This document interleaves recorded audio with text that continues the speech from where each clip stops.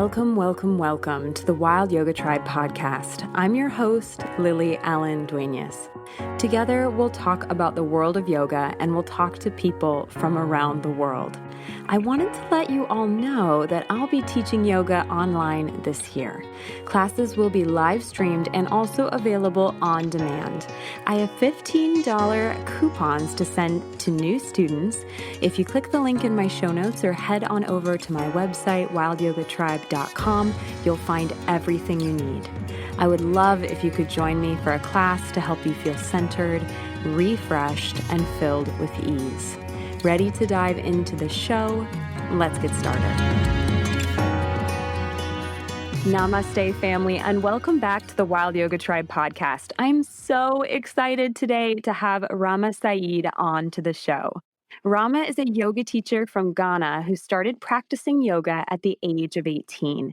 And in 2019, she received a scholarship with the Africa Yoga Project to travel to Kenya and to complete a 200-hour yoga teacher training program. Shortly after returning home to Ghana, Rama began teaching outreach yoga classes and then teaching yoga at Bliss Yoga in Accra. She has also completed a 200-hour PYT certification from Yogazama, and she teaches power vinyasa, restorative flow, and psychotherapeutic yoga. So thank you so much, Rama, for joining me today. Thank you so much for having me. I'm so excited to dive into your story. So since you started practicing yoga at the age of 18, how did you first discover yoga? How did it come into your life? So at first I had heard of yoga, but it was just this image of people sitting in a room. I'm not going to try that. It looks really boring. And so I remember at 18, I used to do mostly horse riding and training at that time. And I wanted to try trick riding, which is basically people doing stunts on horseback. And I realized that you need more core strength to go into that. Where I lived at the time, there was no gym and there are no studios or anything. So I just had apps and YouTube videos. So I downloaded this app, which had all these workouts and just a little box that was labeled yoga. And on the app, they had written that they advise that you practice yoga or maybe Pilates once a week if you are trying all the workouts. I remember I started working out and I avoided clicking that yoga button for as long as possible. But then eventually, as the body tends to do, I started getting stiff and feeling sore. And so I decided one Sunday to just click on the yoga box. And when I did, the first thing that was clear to me was that this is not just sitting in one spot and oming, and also that I couldn't touch my toes. And so I started going around the house and asking my family, can you touch your toes? Can you touch your toes? And everybody could touch their toes, but I couldn't. And naturally, it just became my next mission that I needed to touch my toes. And so I started just coming back to the app just to try to touch my toes. And I remember I hated the downward facing dogs. I hated all the stretches. I really didn't enjoy it, but for some reason, I just kept coming back. About 3 months into it, I just realized I started clicking on the app and not clicking on any of the workouts, but just constantly coming back to the yoga box. And I remember I kind of upgraded from that app. I got like a full-on yoga app. This is just for yoga. And I started practicing with that every morning. And with this new yoga app, they started introducing more meditation, more pranayama, and it was more structured like a yoga class instead of just physical stretches. And so I started realizing that when I start my day in that way, it sets the pace for my whole day. I started seeing better performance, better acceptance from myself when I am training or working with the horses. As in, I was less attached to the outcome, but more of being in the present moment and spending time with this other being. And it just started shifting my training process, the way I think about being with these animals. And it just started affecting other aspects of my life. I also started to notice that my focus was better.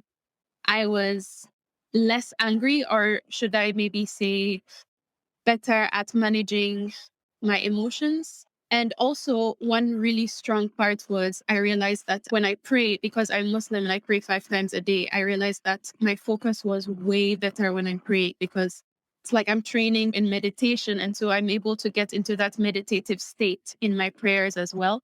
And so I stuck to that. Again, where I lived had no studio. So for, I think, 4 to 5 years, I was just practicing at home on apps and on YouTube sometimes. And yeah, that was how it started. That's so amazing that you came to it from a workout app. I've definitely heard of people coming to yoga very frequently from gyms, but since you didn't have the gyms near you or the yoga studios near you, I love that you avoided a button for as long as possible and then you couldn't stop clicking it. So I think that's so fun to hear that, Rama. And also the gifts that yoga has given you, how it's impacted, your writing, your prayer, your ability to focus, your connection with your horses. It's just always great to talk about the gifts that yoga gives. So, in terms of the Africa Yoga Project and actually becoming a yoga teacher, how did you first find out about the Africa Yoga Project and get involved with it? So that is also a very interesting story. So after 5 years of practicing yoga, I ended up moving to Accra, which is the capital city in Ghana. And when I moved here, there is this lady that I knew a while ago. She was my dad's friend, and I would call her a friend myself. And I started riding her horses, going to her stables. And I remember we started talking, and I don't know how, but the topic of yoga came up. And I said, "Oh, yes, I practice." And she said she practices. So she ended up taking me to my first ever in person yoga class. It was a great experience and all that. And then I think the instructor started mentioning, have I, as in pointing to me, ever considered teaching? And I said, no, there is no way I'm doing that. I am very socially anxious. I don't speak in front of people. And I like my practice to be my personal practice. I don't think I want to hold space or share with anyone else. And she just kind of planted that seed. And so this lady kept telling me, you should try it. It seems like a great opportunity. I think you would be great at it. And I kept finding one excuse after the other. And then one evening, I'm just sitting down and she sends me the link. Hey, I found this place in Kenya and they're offering scholarships. So you should definitely sign up. And I remember I was hesitant. I was saying, no, this isn't my thing. I don't want to do this. Mainly just a lot of fear and anxiety. But then she just ended up telling me, just do it. And, no expectations, just apply. And so I ended up applying. And I remember, like the minute I applied, I forgot about it. There is no way I'm getting this and all that. I ended up receiving an email that I had been accepted into the program. I think it was one of the happiest days of my life. Oh, wow. That is a great story as well about how a friend of your father's just kind of nudged you in the right direction and how it just all came to be. And I would love to hear, Rama, about your experience during the yoga teacher training and what that was like. I remember I used to think of it as I was being pushed off the edge because it was such an immersive experience. Like I had to leave home. It was my first time ever leaving home without any family member or going to a place where I had no family or friends at all. It was very scary, but from the moment I stepped into the Shine Center, which was where the teacher training happens, I met all these people, all these new faces. And usually, again, I'm super anxious, but they just had a way of putting me at ease, of making me less anxious from that first day. And so I would say I met like a second family over there. It was a bit scary and very uncomfortable when I was in the program and even after I came back. But eventually I started, leaning more into it. And I would say it's like peeking behind the curtains and seeing something very scary. So I just closed the curtains that first time. And then slowly till today, I'm still kind of opening to peek a bit longer and close them back. And so it was definitely life changing because definitely my life changed after the teacher training. And it wasn't just me, but more the people around me who noticed that the way I handle my emotions, I'm less reactive. My focus changed. I am better able to be aware and control myself. Definitely life changing.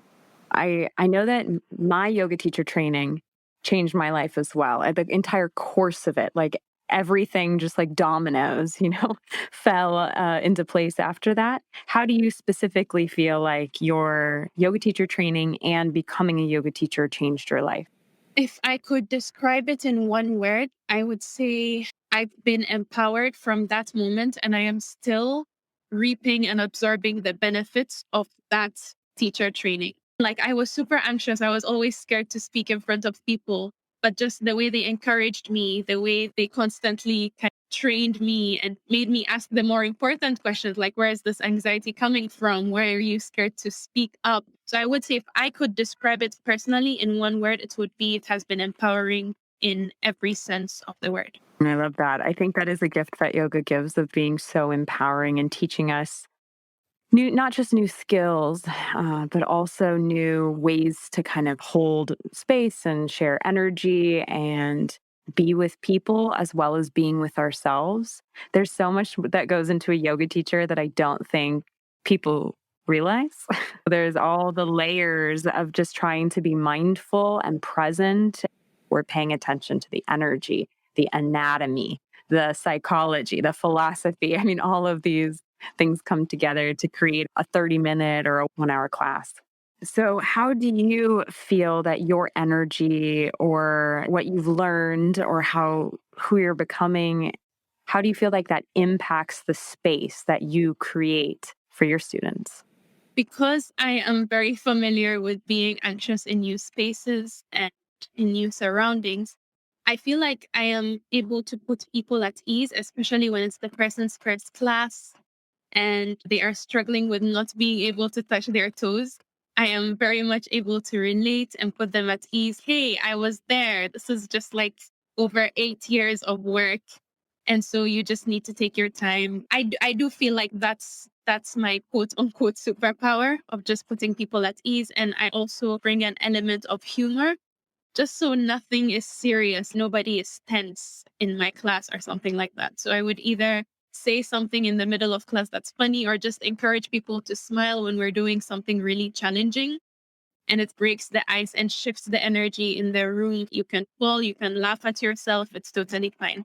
So I think just putting people more at ease in my classes.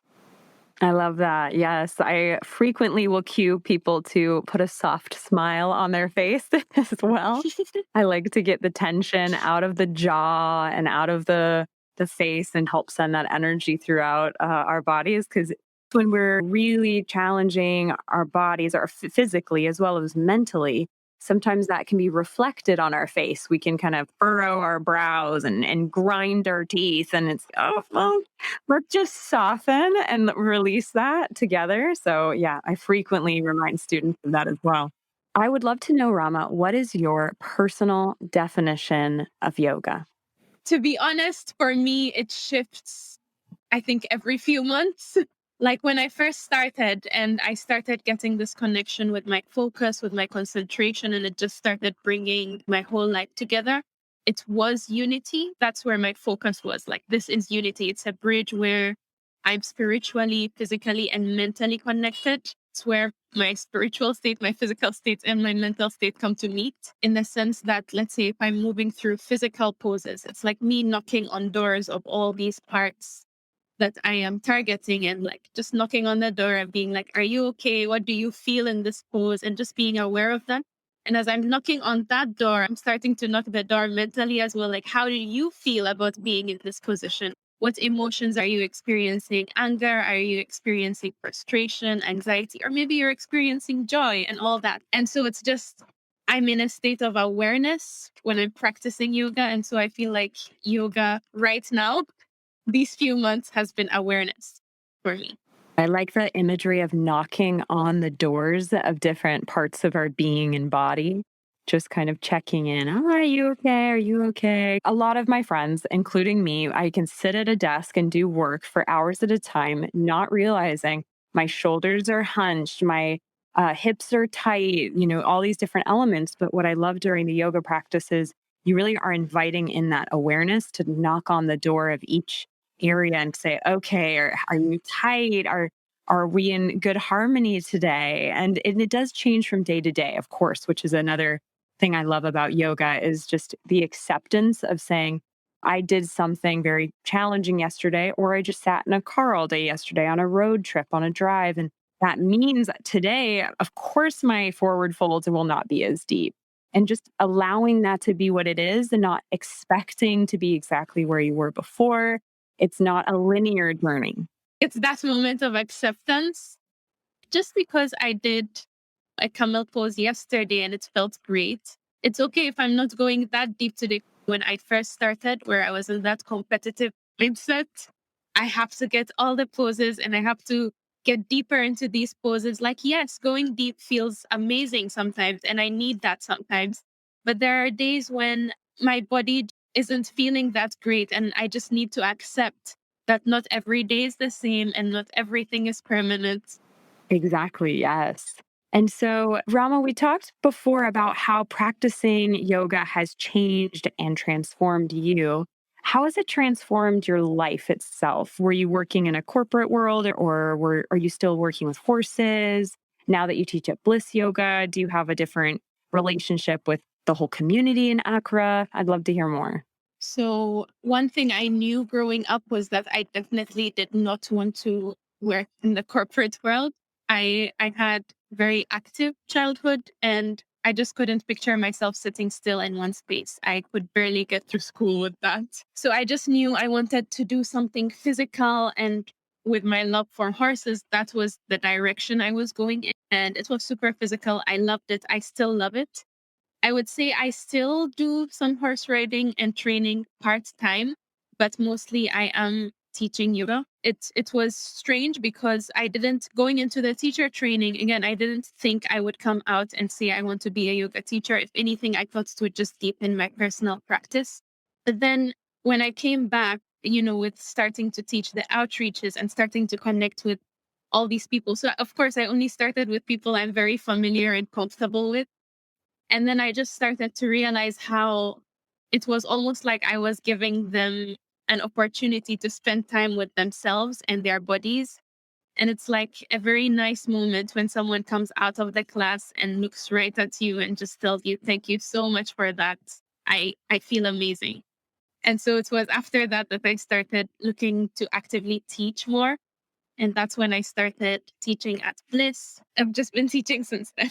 So mainly I was just doing the horse riding and training. I've also talked to another horse rider, Yogi from Iceland. There's such a connection and that intimate connection that a rider has with a horse, and as well as that kind of deep attunement. And I think it's present in yoga as well. Do you feel like that too? Yes, absolutely. This is exactly why it shifted how I spend time with horses, what I do with them, and get that moment of acceptance. Just because we did this yesterday doesn't mean I have to expect that of you today. Like, you're a whole other being. I'm going to respect you just being a horse.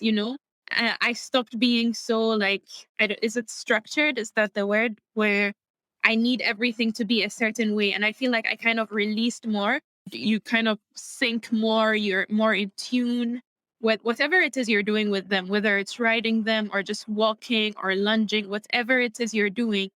I just became more in tune with whatever was going on and more accepting and more joyful, to be honest. Amazing. Yes. Yes. I feel that. And I haven't gotten to spend time with horses in a long time. I mean, of course, I can encounter them on walks or on drives where I live or when we're driving through different areas in France. But my family used to have a couple horses and I grew up riding as well. And I miss it. It's an amazing connection. I felt like the horse that I rode the most, her name was Amore, which is Italian for love. And she, I felt, knew when I was nervous to learn a new trick or something. She was so mindful of my own emotional state. That was something also I felt so taken care of? That's so true. They are very mindful and they do notice your emotional state. They notice the frustration. They notice when you're at ease. And so, yes, you're absolutely right. They do notice. So, Rama, I should have asked this in the beginning of our conversation, but when you mentioned that your dad's friend was really suggesting you go on this yoga teacher training course with the Africa Yoga Project in Kenya, I was wondering how your family responded, when you wanted to follow that path. I think I broke that mold for them when I said I wanted to be more in the equestrian field, be more horse riding and training. And so this was just a different path I was taking. When I said I wanted to go more into horse training and riding, that's when the expectation of me going on to be a doctor or to, I don't know, work in a certain field. That was when it kind of went down the drain for them. But this was just a different path. So I think they were already used to me not going on the same path that they expected me to go. So, in terms of yoga in Ghana, you mentioned where you grew up, there wasn't any yoga studios or even gyms. And I'm assuming in Accra, maybe there's a lot or a few. I would love to hear more about what yoga in Ghana is like. So there are a few studios. I would say there are even more teachers. Every teacher some independent teachers, maybe just doing privates and all that. I would say a few years back, there was a lot of misconception about, yoga being a religion. And, if you're doing yoga, you just automatically join this other religion. And but in the few years since I've started teaching, I've definitely seen more interest because there has been a lot of education. Like it's something I even do online or even when I meet somebody where I just educate them. It's not a religion, we just go into the whole topic of it. In that, it could be a physical practice, it can be spiritual if you want it to be, but really it's just movement with breath and awareness. And so there has been a lot of education. And so over the past few years, there has been an increase in people who are showing up for yoga, who want to practice yoga, who want to kind of try out yoga. And so I feel like it will keep expanding, like the numbers will keep rising and people will be more and more interested as time moves on because it is becoming more popular in Accra, especially after COVID, where I feel like people were more at home and they just started feeling all this stiffness, all these aches. They just needed something. And I feel like a lot of people just turned to yoga. And I have been hearing very similar stories to mine where they all just started maybe on YouTube or got an app and they've been practicing at home since the pandemic. And then now they just want to step into a more physical space. The silver lining, perhaps, of the pandemic would, in my opinion, one of the linings would be that more people have come to the practice seeking something that's good for their health, for their wellness, something that can help them manage not just the fact that there's closures and restrictions, but also just being able to process what's happening around us. Yes. So one thing I would say is that something I avoid in the beginning, like if I've now met someone or maybe in a new group, is to mention the names of the poses in Sanskrit because you do need to put people more at ease. And even with meditation, it's very scary for some people here. So it's something that I do slowly. Maybe in the first few times I meet you, I'll just sit you down and ask you to just take 5 breaths on your own. And then slowly I start to actually get into meditation. And the more I go, the more I'm educating you. Like me saying the name of chair pose in Sanskrit isn't me calling anything. It's just the traditional name. Like I'm just tying it back to the history. And so it's an ongoing process of educating people and making them more aware. This originated in India. And just because I'm saying the name doesn't mean I'm calling anything spiritual here. I'm just tying it back to where it belongs. Tying it back to where it belongs. That's beautiful. And when you said that a lot of people find meditation scary, do you mean because of those kind of spiritual, they're worried it will conflict with their religion, or is it more they're just scared to be quiet and not have something stimulating? I mean, those two types. So there are people who they've already heard the stories that yoga is a religion. And when you step into a yoga class, you automatically put yourself in this strange spiritual space. And so, like, they're already vulnerable. They've already taken a huge step to show up for that first class. And I'm sure it doesn't feel great when I just tell them to sit down in a comfortable position and monitor their breath, or I start to lead a meditation in that first class because their mind just gets busy. They just start to go to all these strange places with their mind. Oh my God, why are we sitting here? Why are we doing this? Why do I have to think this? Why do I have to be silent? And so it has to start slowly. And there is the other group that just in their whole life, they have never sat down to listen to themselves breathe. And so that's why I feel like breath counting meditation is a great place to start in my experience, because some people have just never listened to themselves breathe. They've never felt their body move with their breath. Can you tell our listeners more about your country, more about Ghana? I'm sure a lot of them are curious.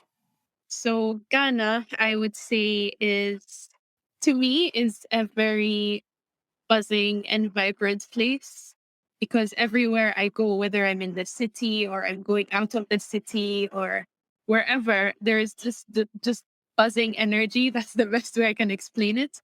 And it's very vibrant. Like everywhere my eyes look, I can see something colorful, something that makes me happy, whether it's the sky or the sun or the trees, or sometimes even the clothes that people are wearing. A lot of people like to joke a lot. So I feel like it's also a very relaxed environment. Most of the people are kind and hospitable and ready to help. What I also like is that we have all these different regions, and everywhere you go, you can get something new, a new experience. So you can go to the coastal side and beautiful beaches, and you can go to the rainforests and experience the greenery, the trees, even the animals there. And you can go to more the deserty scene, which I would say is more the northern region. And so you can get all these experiences in one country. I don't think I'm doing it enough justice just talking about this. You would have to be here to experience it yourself.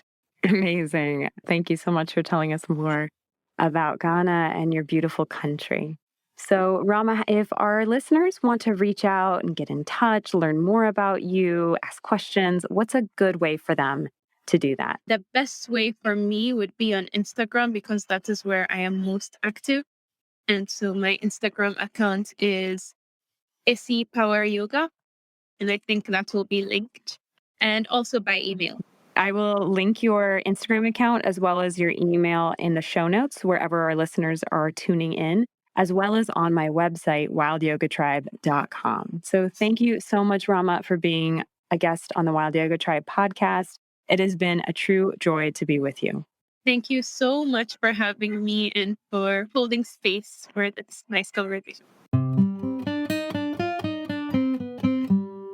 Thank you so much for tuning in to this episode of the Wild Yoga Tribe podcast. My conversation with Rama Saeed, a yoga teacher from Ghana, was so meaningful as she shared her journey of how yoga has allowed her to open up the curtains to the world around her, and also how to knock on different doors of her own being and body. I hope that this conversation made you feel empowered to start a yoga practice or to reflect on how yoga has changed and transformed your own life. Thank you so much for tuning in to the Wild Yoga Tribe podcast. Be well. Thank you for the gift of your attention today. If you feel called, please share this episode with someone who you think could benefit from it. Leaving a review would also be so appreciated.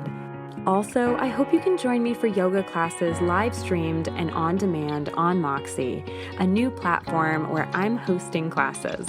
To take advantage of those $15 off coupons available for new students, the links are in the show notes as well as on my website, wildyogatribe.com. I'll see you on the mat. And as always, be well, dear one, be well.